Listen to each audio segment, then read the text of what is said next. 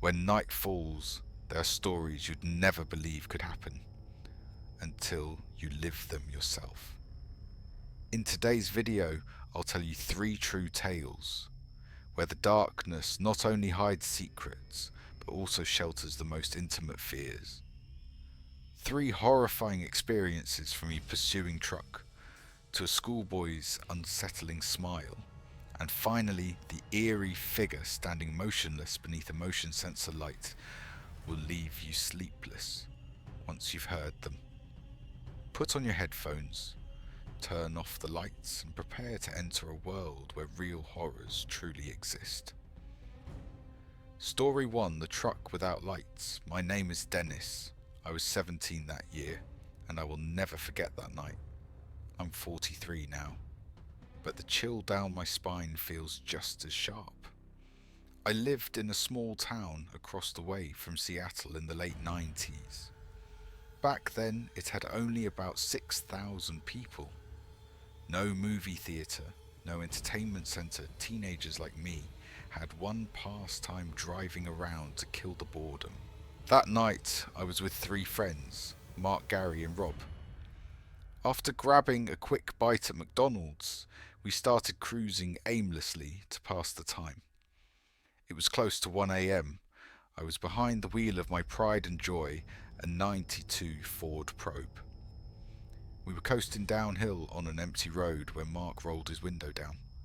I figured he wanted some air, but as a trailerless truck coming the other way passed us, Mark suddenly threw something at its grill. I snapped, "What the hell did you just do?" Mark grinned wide. "Just a sweet and sour sauce packet." I clenched my teeth and checked the rear view mirror. Then, the headlights behind us flared on. That truck had turned around. It barreled down the hill toward us. The speed wasn't normal, it was chasing us. The car fell silent for a few seconds.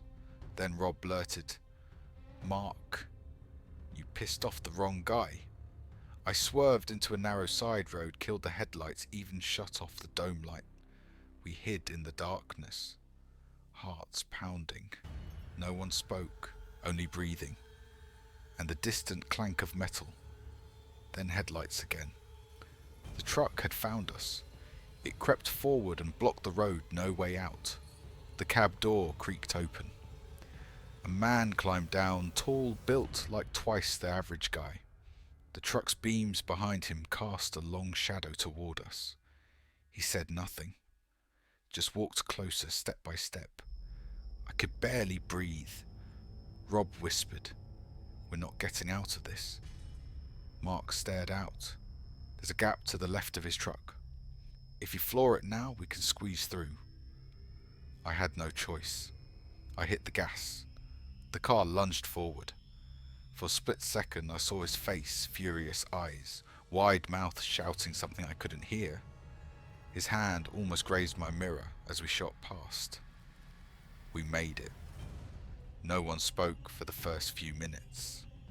I just tore down the road toward home, praying he wasn't following. When we got there, I shut off the engine, locked every door. We drew the curtains, killed the lights, and sat in the living room, saying nothing. Every so often I peeked out the window, half expecting headlights to flash in the street. But they never came back. Looking back, I'm still unsure what was scarier, the pure rage in that man's eyes, or the dead silence he carried when he stepped out of the truck. I never saw that truck again. And Mark, from that night on, was banned from eating McNuggets in my car. But I still remember.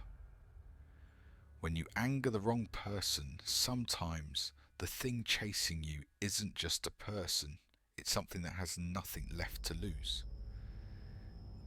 Story 2.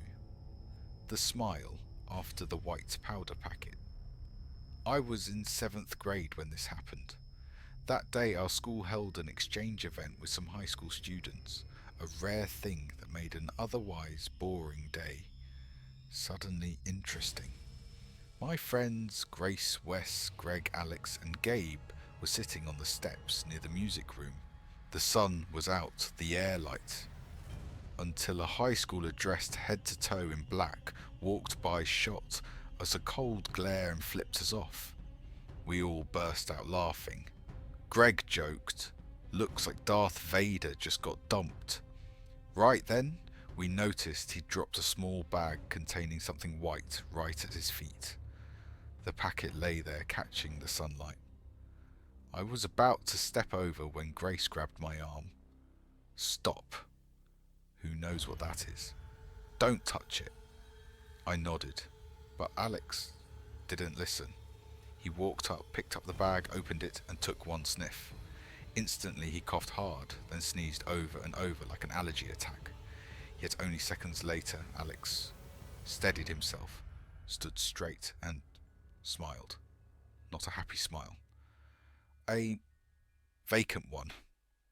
We herded ourselves into class planning to tell the music teacher.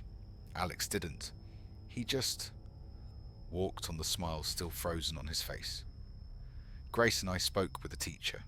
He promised to inform the office and whispered, "No one says a word." Around here, rumours spread faster than the flu. We thought it would blow over. But Gabe reported that through the entire next period, Alex kept smiling eyes wide, never blinking. A teacher even asked, "Are you all right? Your face looks strange." After school, I saw Alex with Greg and Gabe waiting for the bus. He was staring straight at the sun, eyes wide, unblinking. I came closer. "Alex, why are you looking right at the sun?" He didn't answer. Gabe whispered, "Since he sniffed that powder, he hasn't seemed human." We asked, "Do you still have the bag?" Still nothing. Then Alex turned very slowly toward us, eyes wide, white shining, and stretched a grin clear to his ears. No one spoke again. He turned away and quietly walked toward the bus. No glance back, no wave. Just gone. Monday morning, our school was in chaos. Police cars lined the gate. K9s swept the campus. My name and 5 others blared over the loudspeaker. Will Grace, Greg West, Gabe, and Alex. Report to the activity room. Inside were the principal, the music teacher, several staff members, and a police officer. The air felt like a courtroom awaiting sentence. We were called in one by one. Everyone told the same story. There was a bag of powder. Alex sniffed it. After that, he acted very strange. When the questioning ended, the others left, but the music teacher stayed, his eyes drilling into us. "I told you to keep this quiet." Someone talked. "I want to know." "Who?" We stayed silent. No one confessed. Yet one question flashed through my mind. What exactly did Alex inhale that day? The police never found the packet. Alex said he'd dropped it on the ground. No one knows the truth. Only one thing is certain. Since that day, I've never looked at a student smile the same way again. Because sometimes a smile doesn't come from within. It comes from something else. Something far more dangerous. Story 3. The figure beneath the motion sensor light last Christmas Eve. I went to my father-in-law's house in South Jersey, near the Bryan State Forest, a peaceful place that to me always carries a slight eeriness. The night was cold, yet strangely warm for the season, and thick with clouds. We'd had a late dinner at my brother-in-law's place, so it was close to midnight when we got back. Because of the warmth, we left the bedroom window open for some air. I woke up in the night to use the bathroom. On crawling back into bed, a strange sound pulled me fully awake, a low moaning rising in volume, and then stopping abruptly. I tried to ignore it, thinking it might be the bird or some animal, but the moan came again, twice more close together, lasting several minutes. Each time my heart pounded faster. Finally, a piercing cry like an elephant's trumpet ripped through the quiet night made me sit bolt upright. That was when I remembered the bedroom window was open. Moving softly, I crept over and peeked through the slit in the curtain. Right outside, about 30 meters away at the edge of the woods, a figure stood motionless beneath the motion sensor light. It wore a black cloak, head slightly bowed. Its face, partly hidden below, was a flat white surface like a large plate, but in its center sat a small black circle. A bizarre shape, unlike any person I've ever seen. It didn't move, just stood there, its gaze seemingly fixed on my window. I slammed the window shut, heart-hammering body ice cold, afraid to move another inch. It stayed, as though it knew I was watching. I lay silent in the dark, eyes locked on the window for the next hour. Only when dawn broke did the strange figure disappear. I tried to find answers, asked friends, searched online, but no one had heard of any creature or person like that. Perhaps it was something supernatural or a deranged person in a bizarre mask, I still don't know. But one thing is certain.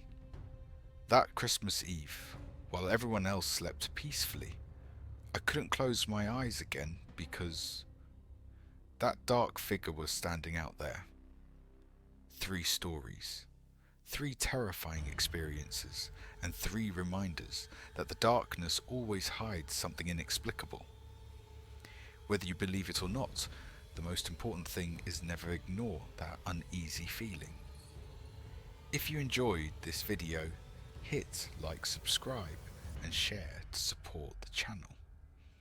Don't forget to leave a comment about the scariest story you've ever experienced. Thank you for watching, and see you in the next videos where the darkness is always waiting. Hoi ChatGPT, Obam.